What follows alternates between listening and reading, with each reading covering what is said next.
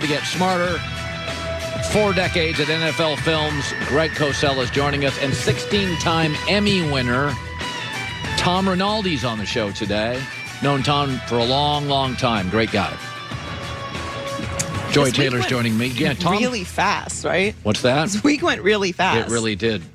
Tom Rinaldi called me a month before he was coming to Fox, and he asked me a question, and we talked for about 15 minutes. I've known Tom for a long time, and I got off the phone, and I was like, I wonder why he called me for that question. And then he signed with Fox. Oh. When friends call, and I hadn't heard from Tom in a long time, and I'm like, that's great to hear from you. And he asked me a question, and we prattled on for 15 minutes, and I want to know, Tommy became a teammate. And by the way, he's already done his first story, and he was amazing. Yeah, like, just get your tissues out for an hour and a half from now. So do you get like a finder's fee, a recruiting fee? That's exactly. Thank you, Joy Taylor. I was thinking about this. Yesterday, I had to drive around and do a bunch of stuff, so I was listening to all sorts of sports talk radio and, just everybody chopping it up. I was thinking, a lot of people talking about Deshaun Watson. And, in fact, Richard Sherman, great, be a Hall of Fame player, right? He's talking about Deshaun Watson. Everybody's like, you should get out of there, and you should go to the Jets with their new coach, Robert Saleh. Here was Richard Sherman on a Chris Collinsworth podcast. It would be the most beautiful. Decent offensive line. They'd have to find threats. They'd have to find some offensive weapons. But I think there would be a lot more people excited to be there. I think the free agency market this year is going to be oversaturated because of the salary cap. But that's what I would do. I would be out of there on the first thing smoking. Okay, I know the teams. It would work with the teams. The Jets have a lot of draft picks, and the Texans need draft picks. And the Jets have a lot of cap space, and the Texans don't have any. I can make an argument for the teams. Has anybody asked Deshaun Watson? Since Deshaun Watson entered the NFL, not only have the Jets failed to make the playoffs, they have the worst record in the league. Worse than Detroit. That's what Deshaun Watson sees. In fact, in the last decade, the Houston Texans have made the playoffs 7 winning seasons and 6 division titles. That's the last decade. The Jets have 1 winning season. That's what nobody's asking Deshaun Watson about this. And remember, because he's a star quarterback, he has a no trade clause. He doesn't want to go to the Jets, does he? If I ask you who are the 5 most dysfunctional teams in the NFL today, you know what you'd find? Most of them were dysfunctional 15 years ago. Why? Because they've had the same owner. Unless you get rid of the owner, you don't get rid of the dysfunction. That's why Cleveland for years and years, they changed a lot of stuff. They had to go through so many coaches and quarterbacks. They finally appear to have the right coach because they had the same owner. So if I'm the agent of Deshaun Watson, no. I'm not letting him go to the Jets. Go look at the Jets roster. Where is it better than the Texans? I found one position, punter. And if you are playing for the Jets and you're a punter, you get a lot of work.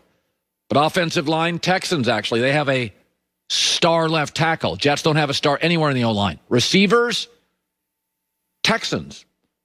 Will Fuller, Brandon Cooks, that's way better than anything the Jets have. Jamison Crowder's a slot guy. Doesn't run particularly well. Running back, Texans.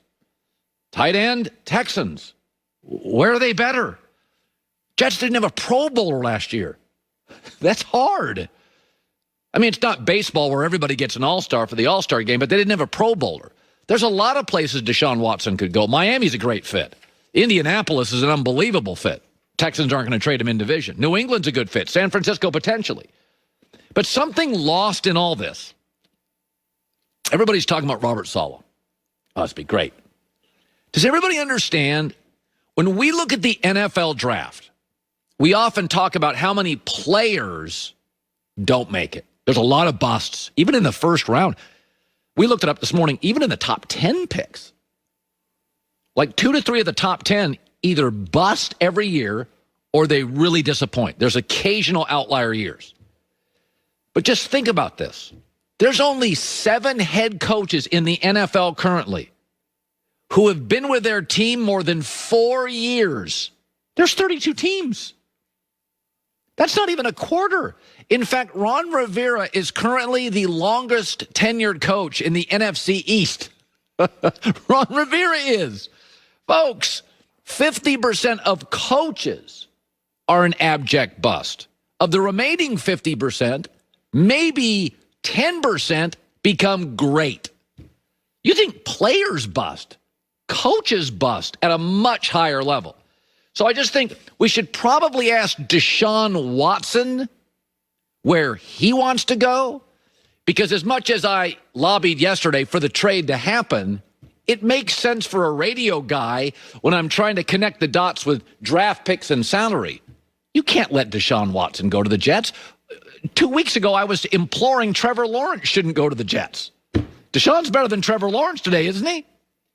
I want to talk about that opponent again. You look at all the things and where they trapped you at, Skip. They ran a lot of, they blitzed him a lot, but they did a lot of blitzing with their interior linebackers, and they dropped Shaq Barrett, they dropped JPP in pass coverage, and I think that kind of caught the Packers off guard. I think they go into this game with their antenna up, knowing that they're going to get a lot of blitz. That's what the Bucs do, but now I think they have a better understanding of where those blitzes are going to come from, and Rodgers will do a better job of protecting the football. Skip, I think the game just got out of hand, and we saw that last week. The Saints were in control of this ball game until one fateful turnover, and it snowballed from there, and they were never able to gain the momentum. The Packers were in complete control of this ball game. It took a pick six, and then now you all of a sudden, Ted goes from 10-0 to 10-7, and then another pick, almost 6, then all of a sudden it's 14-0, and the Packers were never able to regain control of the ball game, Skip. And also, the Tampa did a great job of making these guys one-dimensional. So now you're one-dimensional. Now they start playing the run game on the way to your quarterback. They got up Aaron Rodgers really good. As Jenny mentioned in the read, this was his only multi-interception game. I don't see them coaxing him into more turnovers in this ball game. And it's hard for me to see a scenario in which Tyler Heineke can go get 23 points against this defense. Drew Brees is injured and as battered as he was, can get 20 points, and somehow Aaron Rodgers is going to get less than that. I just don't see it happen. Give Tampa credit. They did a great job of getting after Rodgers, did a great job of disguising where they were bringing the pressure from, and they got home on occasion. But I don't see that being the case in this situation around. All I know is the harder I look at what happened on October the 18th, albeit at Tampa in 88-degree weather, cloudy 88 degrees, the harder I look at it, the worse it gets. You can make a case that Aaron Rodgers has never been more befuddled in his career than he was in that game. Sure. He had a, by far, season-low QBR of 12. That's on a scale 0 to 100. His next worst QBR for the whole season was a 46 at home against Jacksonville in a game they obviously didn't take very seriously, and they almost got into home trouble against one of the worst teams. Obviously, they got the top pick in the draft, so it became the worst team in pro football. Right. But the point is, this is the runaway MVP, and he had one nightmare, and it just happened to be at Tampa Bay.